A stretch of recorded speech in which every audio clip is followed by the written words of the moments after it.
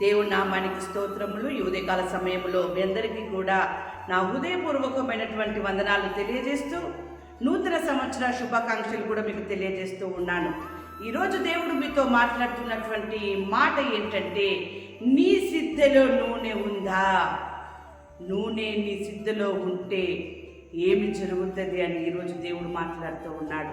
చూడండి, వాక్యం సెలవిస్తూ ఉంది. మత్తయి సువార్త 25వ అధ్యాయం 4వ వచనములో, బుద్ధిగల కన్యకలు తమ దివిటీలతో కూడా సిద్ధలలో నూనె తీసుకొని పోయిరి. అర్ధరాత్రి వేళ ఇదిగో పెళ్లి కుమారుడు అతనిని ఎదుర్కొన రండి అను కేక వినబడెను. పెళ్లి కుమారుడు వచ్చెను. అప్పుడు సిద్ధపడి ఉన్న వారు అతనితో కూడా పెళ్లి విందుకు లోపలికి పోయిరి. అంతటా తలుపు వేయబడెను. ఈ ఉదయకాల సమయంలో దేవుడు మీతో మాట్లాడుతున్నటువంటి మాట, బుద్ధి కలిగినటువంటి కన్యకలట తమ దివిటీలతో కూడా సిద్ధలలో నూనె తీసుకొని పోయి ఉన్నారు. అర్ధరాత్రి వేళ పెళ్లి కుమారుడు యొక్క పిలుపు వచ్చింది. అర్ధరాత్రి వేళ పెళ్లి కుమారుడు వచ్చి ఉన్నాడు. డోర్ ఓపెన్ చేసి ఉన్నాడు. దేవుని బిడ్డలారా, ఆ యొక్క ఓపెన్ అయినటువంటి ఆ యొక్క డోర్లోనికి బుద్ధి కలిగినటువంటి కన్యకలు వెళ్ళి ఉన్నారు. మరలా డోరు ముయ్యబడి ఉన్నది. ఈరోజు దేవుడు నీతో మాట్లాడుతూ ఉన్నాడు. నువ్వు బుద్ధి కలిగినటువంటి కన్యకగా మీరు ఉన్నట్లయితే మీ సిద్ధలలో నూనె ఉంటుంది. నూనె పరిశుద్ధాత్మకి గుర్తు. నీ ఆత్మీయ జీవితంలో పరిశుద్ధాత్మతో నీవు నింపబడ్డప్పుడు పెళ్లి కుమారుడితో నీవు సహవాసం చేస్తావు.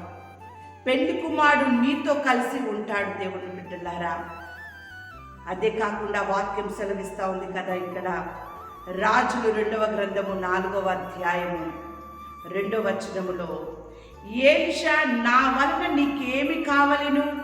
నీ ఇంటిలో ఏమి ఉన్నదో అది నాకు తెలియజెప్పుమనెను. అందుకామె, నీ దాసురాలనైన నా ఇంటిలో నూనె కుండ ఒకటి ఉన్నది. దేవుని బిడ్డలారా, అంతటా ఆమె తిరిగి ఇంటికి వెళ్ళింది. తన పిల్లలతో లోనికి వెళ్ళి తలుపు వేసుకొని ఉంది.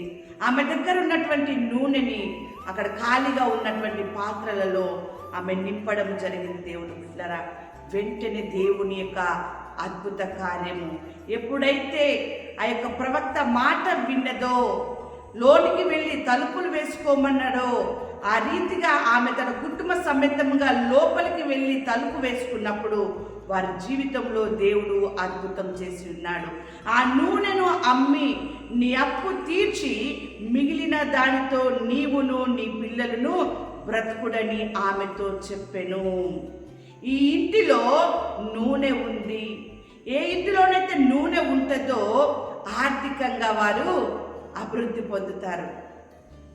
లేమి అనేది ఉండదు. దేవుని బిడ్డలారా, తాను తన పిల్లలు కూడా బ్రతుకుడి అని ఆమెతో చెప్పెను. మంచి జీవనము జీవిస్తారు. వ్యక్తిగతంగా ఆత్మీయ జీవితంలో నువ్వు పరిశుద్ధాత్మను కలిగి ఉండాలి. కుటుంబ సమేతంగా నీ కుటుంబము పరిశుద్ధాత్మతో నింపబడి ఉండాలి. అదేవిధంగా దేవుడు మాట్లాడుతున్నటువంటి మాట ఇర్మియా గ్రంథము 30వ అధ్యాయము 19వ వచనములో, వాటిలో కృతజ్ఞత స్తోత్రములను సంబరపడు వారి స్వరమును వినపడును. జనులు తక్కువ మంది కాకుండా నేను వారిని విస్తరింపజేసేదను. అల్పులు కాకుండా నేను వారిని గనులుగా చేసేదను అంటూ ఉన్నాడు. పరిశుద్ధాత్మ అనుభవము నీ సేవలో ఉన్నప్పుడు నీ సేవని దేవుడు విస్తరింపజేయబోతూ ఉన్నాడు. నీ సంఘములో సంబరపడు వారి స్వరములు వినబడుచున్నాయి. జనులు తక్కువ మంది కాకుండా నేను వారిని విస్తరింపజేస్తానంటూ ఉన్నాడు. దేవుని బిడ్డలారా, 2024 సంవత్సరం గతించిపోయి 2025 సంవత్సరంలోనికి మొట్టమొదటి దినమున నీవు అడుగుపెట్టి ఉన్నావు. ఈ దినమున నీ వ్యక్తిగత నీ ఆత్మీయ జీవితంలో పరిశుద్ధాత్మను పొందుకొని ఉండాలి. నీ కుటుంబంలో నీవు నీ పిల్లలు పరిశుద్ధాత్మను పొందుకొని ఉండాలి. నీ సంఘము పరిశుద్ధాత్మ చేత ఎప్పుడైతే నడిపింపబడుతుందో నీ సంఘము విస్తరింపబడుతుంది. అన్ని విధాలుగా మీరు అభివృద్ధి పొందుకుంటారు. దేవుని యొక్క వాక్యం సెలవిస్తూ ఉంది కదా ఈరోజు ఇర్మియా గ్రంథము 30వ అధ్యాయము 19వ వచనంలో అల్పులు కాకుండా నేను వారిని గనులుగా చేసేదను. పరిశుద్ధాత్మ అనుభవంలోనికి మీరు వెళ్ళినప్పుడు, పరిశుద్ధాత్మ శక్తిని మీరు పొందుకున్నప్పుడు అల్పులు కాకుండా నేను వారిని గనులుగా చేసేదని దేవుడు సెలవిస్తూ ఉన్నాడు. ఈ సంవత్సరం అంతా కూడా ఘనమైనటువంటి స్థితిలో నీవు, నీ కుటుంబము, మీ సంఘము కూడా ఉండులాగున దేవుడు మిమ్మల్ని ఆశీర్వదించును గాక. ఆమేన్.